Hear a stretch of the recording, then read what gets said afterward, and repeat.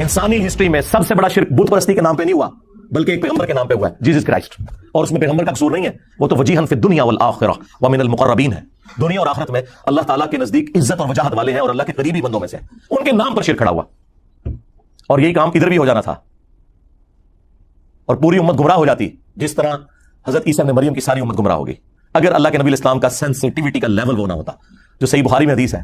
حضرت عمر کہتے ہیں میں نے اپنے کانوں سے رسول اللہ کو منبر پہ یہ کہتے ہوئے سنا تھا صلی اللہ علیہ وآلہ وسلم ورضی اللہ تعالیٰ عنہ، دیکھنا میری شان کو اس طرح بلند نہ کرنا جس طرح نصارہ نے اپنے پیغمبر عیسیٰ ابن مریم کو بڑھا دیا، میں اللہ کا بندہ اور اس کا رسول ہوں، مجھے اللہ کا بندہ اور اس کا رسول ہی کہنا۔ رسول اللہ نے بھی ایک اور جیسس کرائسٹ بن جانا تھا اگر نبی علیہ السلام کی سینسٹیوٹی کا یہ لیول نہ ہوتا۔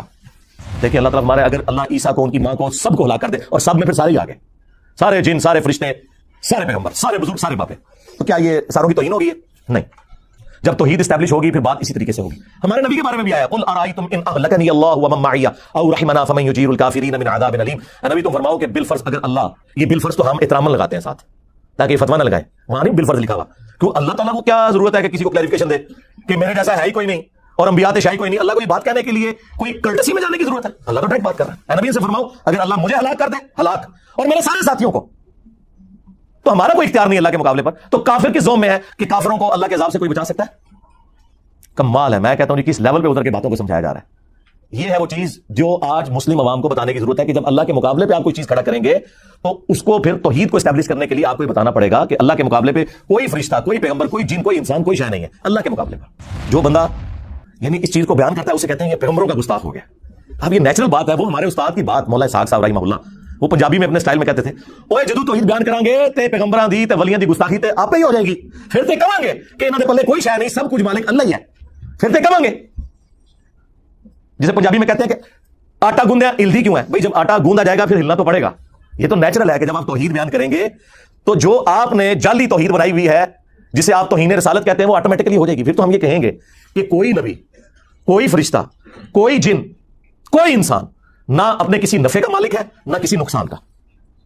اگر کوئی کہتا ہے کہ یہ اسٹیٹمنٹ غلط ہے تو اسے الٹ کرے، تو وہ اسٹیٹمنٹ پھر درست ہونی چاہیے کہ ہر انسان، ہر نبی، ہر فرشتہ نعوذ باللہ اپنے ہر نفع اور نقصان کا مالک خود ہے اللہ کے مقابلے پر، یہ بولنا ہوگا ساتھ، کیونکہ اللہ کے ساتھ میں کمپیئر کر کون بولے گا؟ تو نفع میں ہر وہ چیز ہے جو انسان کی ضرورت ہے، جن کی ضرورت ہے، ہر انسان، خواہ پیغمبر ہو یا عام انسان، کھانا پینا اس کی ضرورت ہے، آکسیجن اس کی ضرورت ہے، نیند اس کی ضرورت ہے، ٹوائلٹ جانا اس کی ضرورت ہے۔ آپ تو کہتے ہیں نا کہ فلانے بابے نے سمندر روکا ہوا ہے، کوئی بابا اپنا پیشاب بھی نہیں روک سکتا، اپنا سانس بھی نہیں روک سکتا، ویل مچھلی تو 1.5 گھنٹے تک سانس روک سکتی ہے، بابا نہیں روک سکتا۔ تو حضرت ابوبکر صدیق رضی اللہ تعالیٰ عنہ نے حمد و صلات کے بعد جو پہلا جملہ بولا، نہ وہ کسی آیت میں ہے نہ کسی حدیث میں، یہ کہتے ہیں انجینئر صاحب یہ کتنے لکھا ہے کہ نبی کے جیسا ہے ہی کوئی نہیں، تیرے بابے تو شاہی کوئی نہیں۔ جی جس جگہ حضرت ابوبکر کا وہ خطبہ لکھا ہوا ہے جو قرآن و حدیث میں نہیں تھا، وہ کہتے ہیں نہیں وہ موجود نہیں تھا، انہوں نے ایکسپلین کیا۔ جی یہی تو بات ہے کہ ایکسپلین کرنے کے لیے، موٹے دماغ کھولنے کے لیے، اور ایکسپلین بھی ایسا گستاخانہ انداز میں کیا ان کے بقول، دل میں کہتے ہیں سامنے نہیں کہتے، سامنے آئے تو پھر میں نہیں چھوڑوں گا۔ فرضی بات بجائے وہاں محفل صلاۃ السلام کرنے کے، رسول اللہ کی شان میں نازل ہوئی ہوئی آیات پڑھنے کے، سیدنا ابوبکر نے رسول اللہ کی میت پہ توحید کا خطبہ پڑھا اور جملہ خود سے ایک بنا کے جس کا کوئی لینا دینا ہی نہیں تھا صحابہ کرام کے ایٹیچیوڈ کے ساتھ، الا من کان یعبد محمدا فان محمدا قد مات، کان کھول کر سن لو تم سب، تم میں سے جو کوئی بھی محمد کی عبادت کرتا تھا جان لے کہ محمد مر چکے، فان محمدا قد مات۔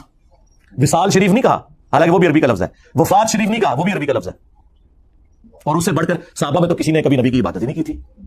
فرضی جملہ کولوں، کولوں بولتا ہے انجینئر، جی انجینئر ابوبکر کا غلام ہے، ان کا اسٹوڈنٹ ہے، جس طرح انہوں نے اس وقت الحمدللہ توحید اسٹیبلش کی، آج ان کے پیٹرن پہ چل کے تم نے جو شیطانی وسوسے پھیلائے ہوئے نا، ہم توحید کو اسٹیبلش کر رہے ہیں تمہارے بابوں کے مقابلے پر۔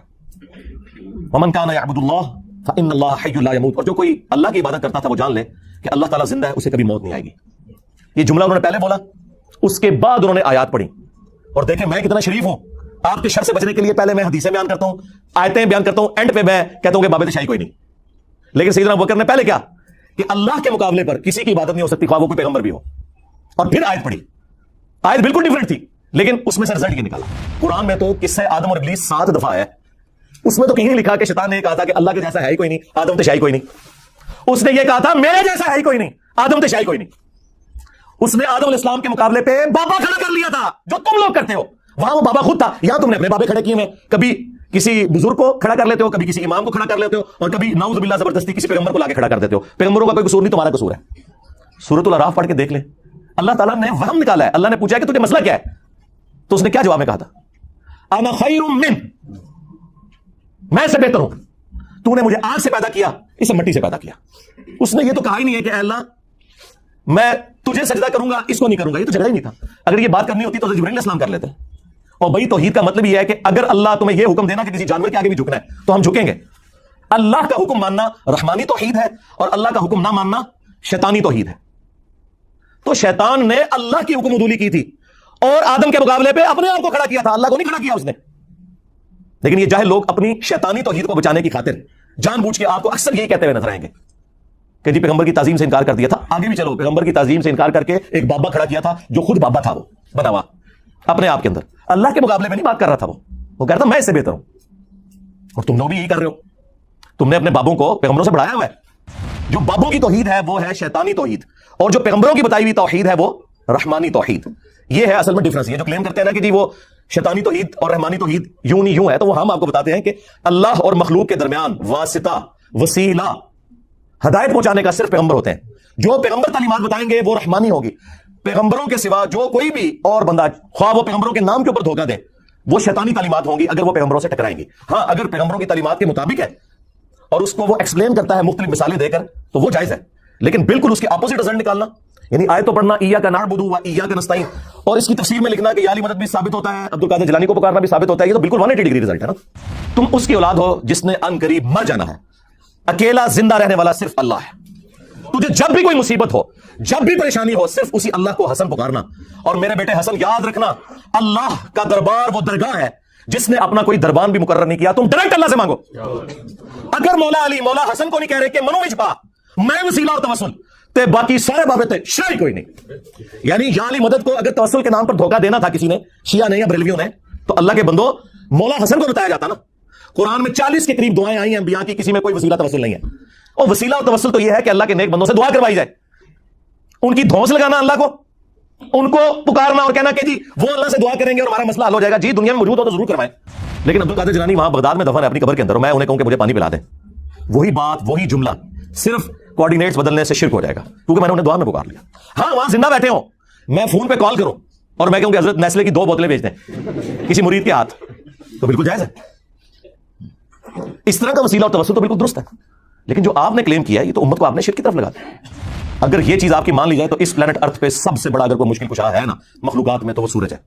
سورج کی وجہ سے زمین پہ زندگی آباد ہے.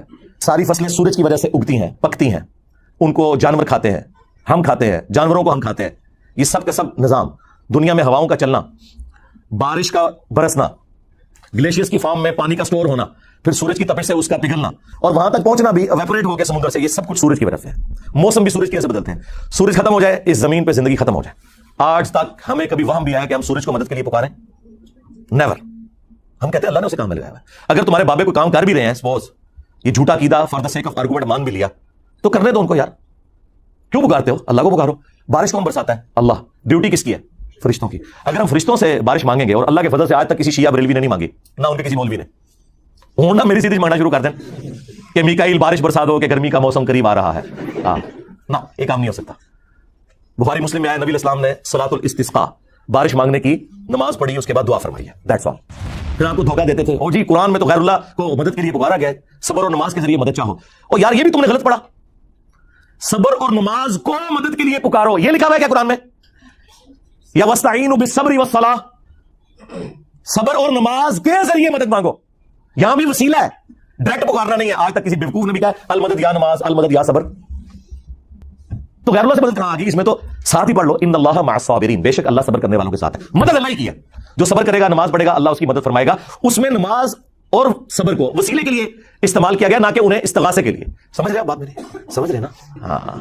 بخاری مسلم دونوں میں حدیث ہے. اما عائشہ سلام اللہ علیہا کہتی ہیں کہ نبی الاسلام کے آخری دن بیماری کے چل رہے تھے, آپ تکلیف کی وجہ سے بار بار اپنی چادر اپنے چہرے مبارک سے ہٹاتے, پاس ایک پانی کا برتن تھا اس سے ہاتھ گیلا کر کے بخار کو ٹھنڈا کرنے کی کوشش کرتے, اور بار بار یہ کہتے لعن اللہ الیہود والنصارى اتخذوا قبور انبیائہم مساجدا, اللہ کی لعنت ہو یہود و نصارہ کے اوپر, انہوں نے اپنے نبیوں کی قبروں کو سجدہ گاہ بنا لیا تھا. آخری وقت کیا بات ہو رہی ہے کہ نبیوں کو اللہ کے مقابلے پہ کھڑا نہ کر لیا جائے.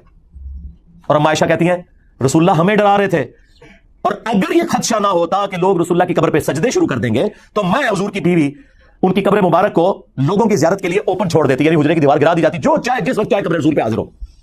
حجرے کی دیوار نہیں ہے عائشہ نے گرائی، آج تک نہیں گری اللہ کے فضل سے. آج بھی وہ خیر اب تو بہت پیچھے جا چکی ہے، اب جالیاں اس کے آگے. اما عائشہ کو تو کسی نے نہیں کہا کہ حضور نے کہا تھا مجھے تو تم سے شرک کا خدشہ ہی نہیں ہے، تو آپ آخری وقت میں اس کو شرک سے کیوں ریلیٹ کر رہی ہیں؟ اس زمانے میں کہانیاں نہیں ہوتی تھی. وہ میری ویڈیو دیکھیں، مجھے تم سے شرک کا خوف نہیں. حضور نے اسپیسیفکلی صحابہ کرام کے بارے میں کہا تھا، اور صحابہ کے پیٹرن پہ صرف ایک جماعت قیامت تک شرک سے محفوظ رہے گی، یہ میں مانتا ہوں. ایک جماعت جس طرح کہ بنی اسرائیل پوری کی پوری گمراہ ہوگی، یہ امت پوری گمراہ نہیں ہوگی. اس لیے حضور نے کہا تھا مجھے اپنی امت سے شرک کا خوف نہیں کہ یہ ساری مشرک ہو جائے. باقی وہ ویڈیو آپ دیکھ لیں.